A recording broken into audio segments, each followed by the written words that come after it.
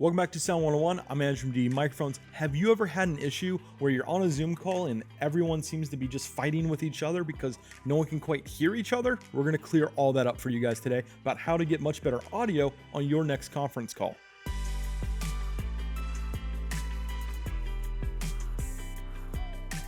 I don't know how many times I've been on a Zoom call where the other person has completely left their speakers on and I can hear myself talking to myself, and it just becomes a nightmare to try to understand the other conversation that's going on, especially when you get multiple people in a Zoom call. It is a nightmare. The first thing you need to worry about is acquiring good audio to begin with. So what you can do in multiple situations with any kind of brand that exists out there is get yourself a USB microphone or a USB sound card. We actually make one. It's called the HDTX. It's a portable little option. All you have to do to use it as a portable sound card is plug in a USB-C cable, plug in the USB Type A into the side of your computer, and boom, it's going to be recognized as soon as you turn it on. If I go to the little Apple icon, System Preferences, and I jump over to my sound card, you'll notice in the input, you'll see Deity HDTX. And there you go. You have the Deity HDTX acting as your USB sound card. Now, that's a pricey option. Not everyone's going to have one of those, especially if you're not a filmmaker that does a lot of stuff with boom poles.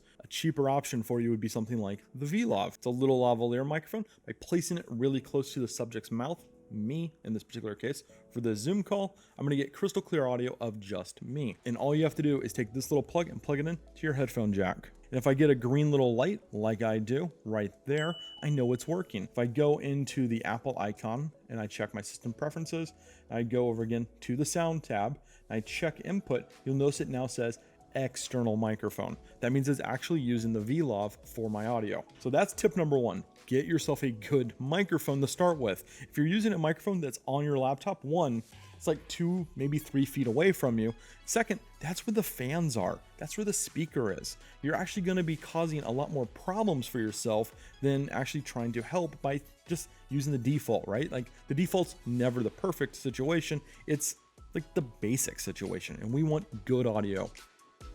Tip number 2 is actually to use a pair of headphones. Now, our headphone jack is already being occupied. You can use a headphone splitter, but you probably already have Bluetooth earbuds or Bluetooth headphones already available to you that you use with your cell phone. So we're going to use those today for our Zoom call. What's really nice about that is we don't have to worry about the speakers feeding back into our microphone. It's actually just going to be isolated in our ears. So what we're going to do is actually go over here, turn on our Bluetooth settings. We're then going to turn on and go to the earbuds that we're using. And now we're going to go and actually check to make sure everything is set up right. By going over to our sound preferences, we're going to go to our output, and it is now selected the Bluetooth earbuds. Everything's going to work. We're going to listen to our Zoom call using our earbuds. The microphone is not going to hear the earbuds at all, so we have absolutely no bleeding audio whatsoever. So a lot of the things that Zoom likes to do, we now get to disable. And now let's talk about tip number 3. Tip number 3 is we're actually going to go into Zoom and start playing with the preferences. So a lot of these are set up again by default, and default is basic. We're not basic. That's why you're watching this channel. So we're going to go into the Zoom preferences. And as the first thing you see, we're in the audio tab. It's already selected our external microphone by default. Wonderful. That's great. But you'll see one problem. It says automatic adjustment to our volume. I don't want to be automatic. If I'm not talking and someone's talking near me, I don't want them to get just automatically picked up because the level's lifted up because the computer thought that's my voice. Well, that's not my voice. That's someone else's voice. So I want to actually set this. So that's turned off. And I'm going to actually probably set this little gain knob a little bit down. And there we go. I'm hitting green. I'm not hitting red too much. It's not blinking red at me. It's going to sound just fine. Because again, microphone right there. It's not that far away from me anymore. It's going to sound really good. I don't need to add all that extra gain. So my microphone is actually going to sound really nice and pretty. Now we're going to go into this advanced tab in the audio tab. When I hit advanced, you're going to see a lot of things are set up by auto, and we don't need them anymore because what we've done already is gotten rid of all the background noise. The background noise being our speakers. So a persistent background noise is often your speakers. It's sometimes air conditioning. If you do have your air conditioner on or a fan because you're in a hot environment, why don't you just set that to, like moderate. You don't need it to be aggressive. You don't need that thing kicking on and kicking off as background noises kind of kick on and off. Just let it set and be locked into place. You don't want the audio pumping. Especially if you're recording or live streaming your Zoom call, you don't want your audio adjustments changing on their own throughout the recording. You want it to just be very locked into place. Now, when it comes to suppress intermittent background sounds, We actually don't need this at all. We're just going to disable this because there are no background sounds. The lavalier is right here and it's not very sensitive because of the gain settings that we set it to. So if someone walks up behind us, odds are they're not going to be heard to begin with. So that's okay. And again, echo noise cancellation. Are you in an echoey environment? Probably not. So again, we're just going to leave that on auto.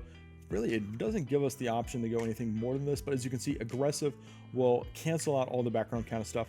And it's not really all that needed for the most part because again, microphone isn't sitting there inside of our laptop reflecting off all the hard surfaces anymore.